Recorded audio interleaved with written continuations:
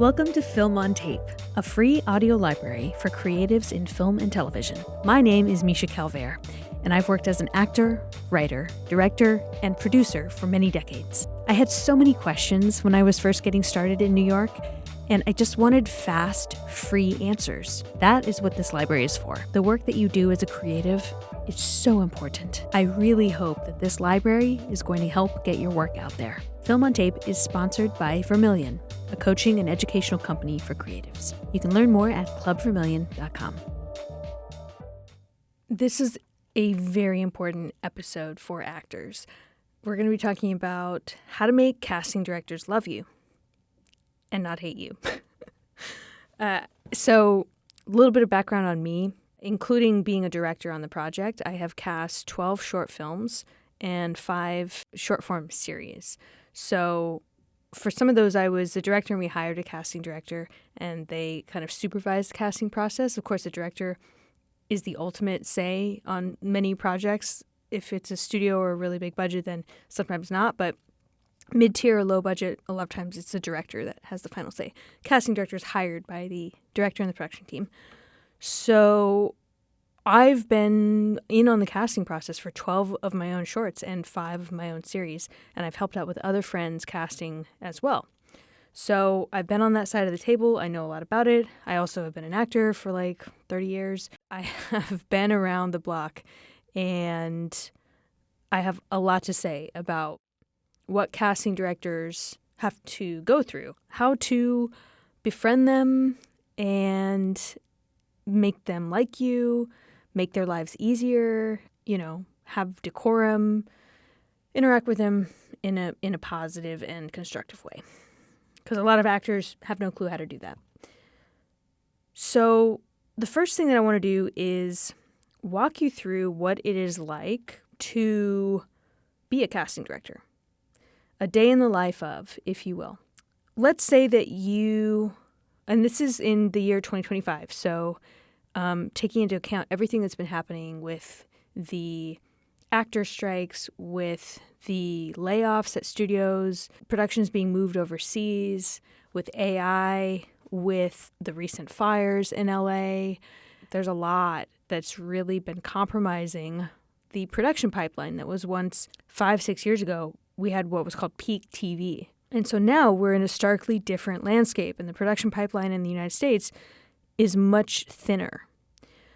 So let's say that you're a casting director and you had a boom couple of years, maybe 5 years ago, and now it's feeling kind of bust.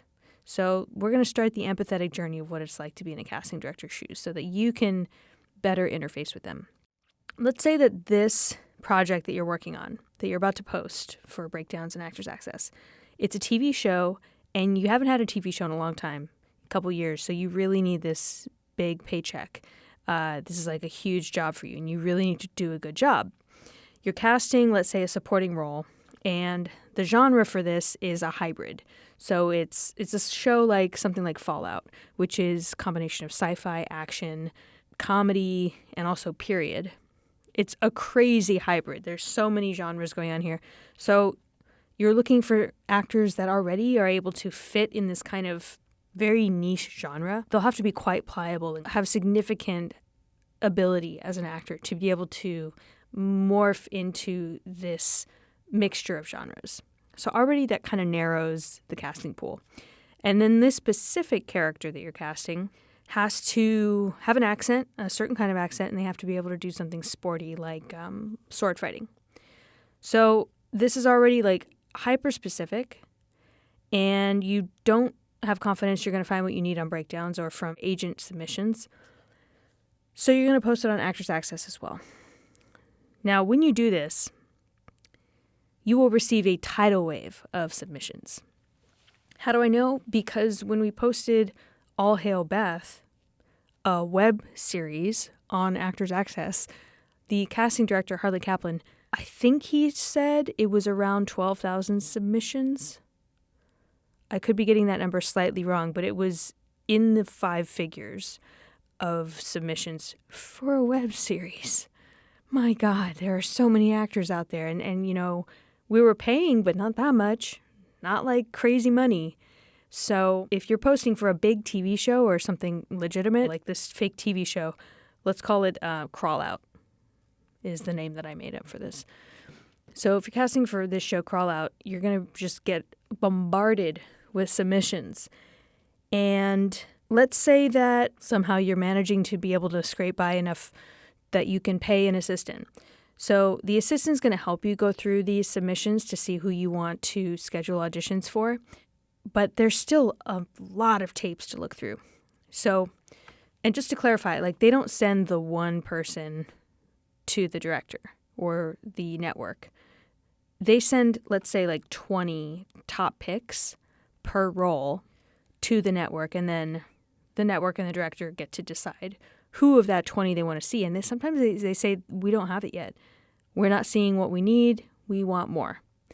But let's start with 20 and just say there's 6 lead roles and maybe another 40 supporting roles throughout the series. That's like almost 1,000 great choices that you need to send to the people who've hired you. Not just random, like you need to have reviewed them and they need to be good enough that they can send to the network. Almost 1,000 tapes. And if they don't like the direction that you're going, they can just hire somebody else. So you're under pressure as a casting director to deliver, in this instance, 20 great choices per role for each and every role. So already this should be reframing some of what actors think about, that they need to do it like the right way or a certain way. The casting director is going to want to find 20 different ways of doing that part because, as you may have so often heard casting directors, if you've ever taken class with them, they talk about this. The directors don't know what they want. They don't know what they want until they see it, until they find it. So if an actor comes in with a wildly different take than anyone else, but it bears the ring of truth, somehow the DNA of what they've created just sparks and it just hits for the creative team, they could go with that fresh kind of different take and it'll stand out from the other 19. But the casting director's job is to get 20 different takes on the part, on each and every part. I am so excited to tell you that I'm launching a brand new slate of classes that are incredibly helpful on my website. Some of the classes include on-camera acting technique and how to self-produce your own film, actor self-care, which is something that nobody talks about, and how to write a feature film in 10 days, which I'm going to teach you how I did it and how you can do it too. And believe me when I say I poured my heart into these courses. Go to clubvermillion.com. I am so excited about this website.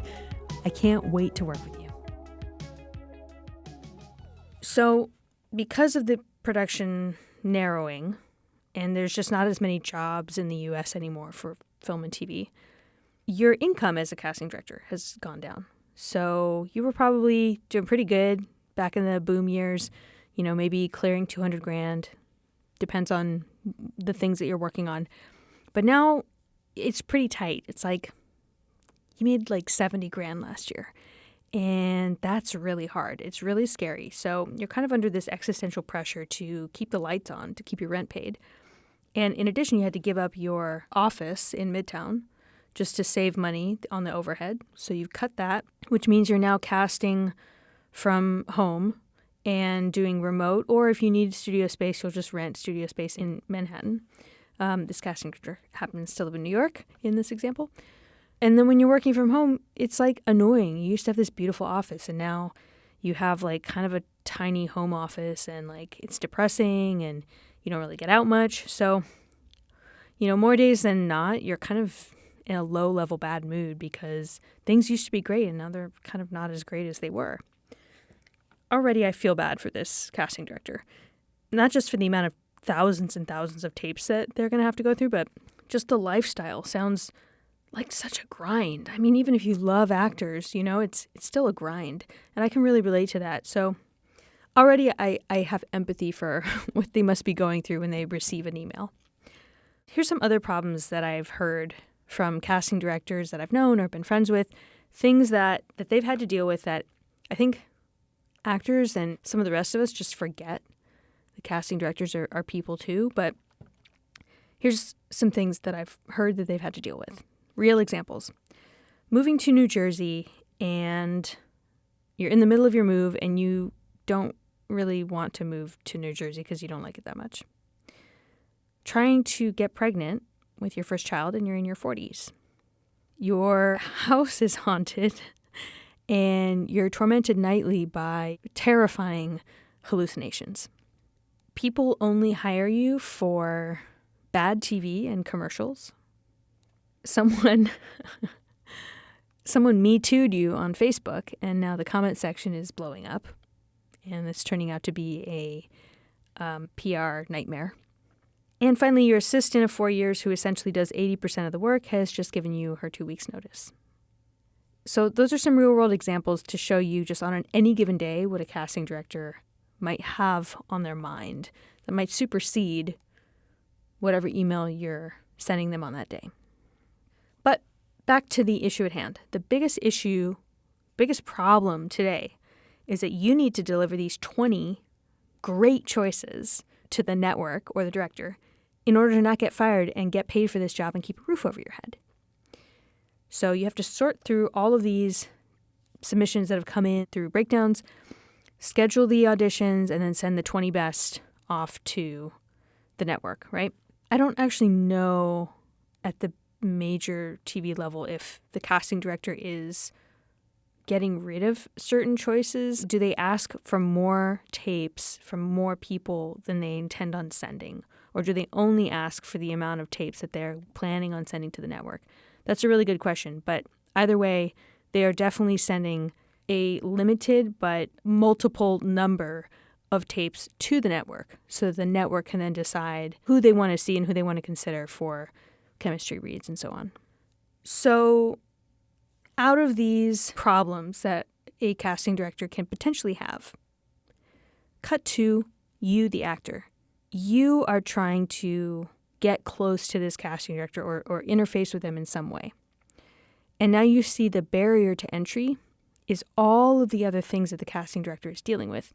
However, with all of these problems that the casting director has, remember the number one problem is that they need to find these 20 great choices to send off to the people that hired them.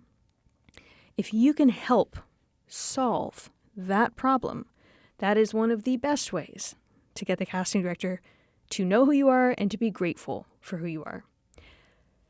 And, well, there may be a question of, are you the right person to solve that problem? This is a scenario in which you need to know the show, fake show, Crawl Out. You need to know what it's about. You need to get it. You need to love it. And if you don't, then you're not the person for the job. You're not the person to solve this problem.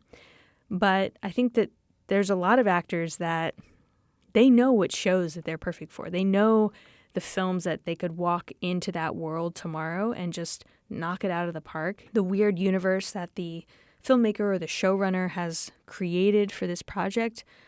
I mean, there's a huge difference between, for instance, a Yorgos Lanthimos film and a Greta Gerwig film. Wildly different.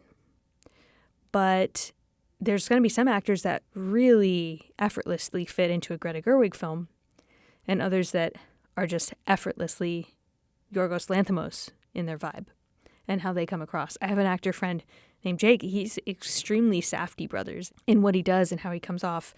And he can go dark, but he can go funny, so funny. So I think that there's certain styles of content and film and TV that certain actors are drawn to.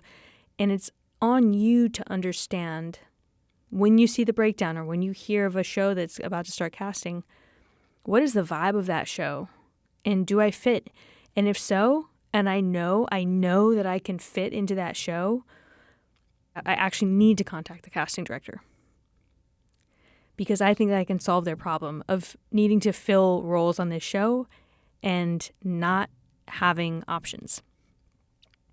So, yes, this is a highly specific reason for contacting a casting director, and I stand by that as the best way to build a good relationship with them. It's actually give to them. Give them a solution to their problem. And it doesn't need to be only, like, let's say you saw that, sword fighting accent role posted on Actors Access. That would be a good opportunity to try and get seen for that if you think you're perfect for it.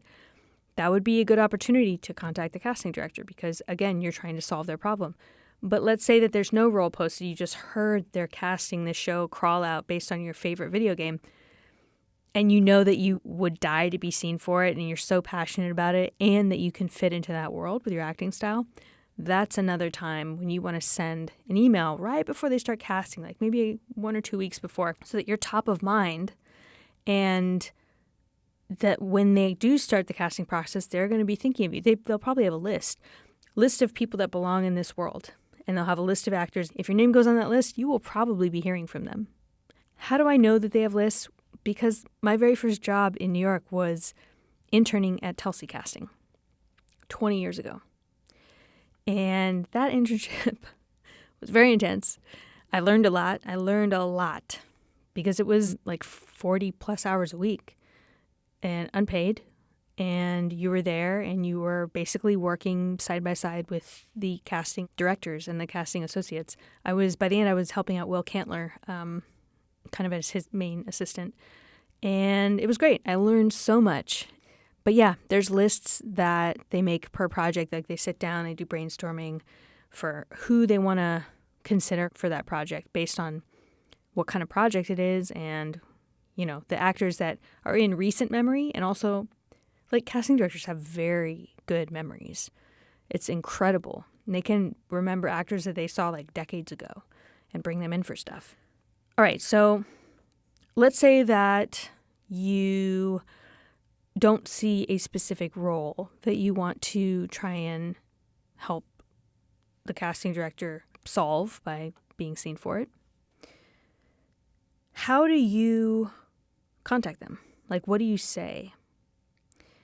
And maybe there's not even a show or a film that you want to be considered for. Already I'm like, why are you contacting them? But let's say that there's nothing coming up. You just love them. You love their work. And you'd like to get on their radar somehow. Well, what do you say in that email? Here's what you don't do. You don't ask them to pick your headshot for you.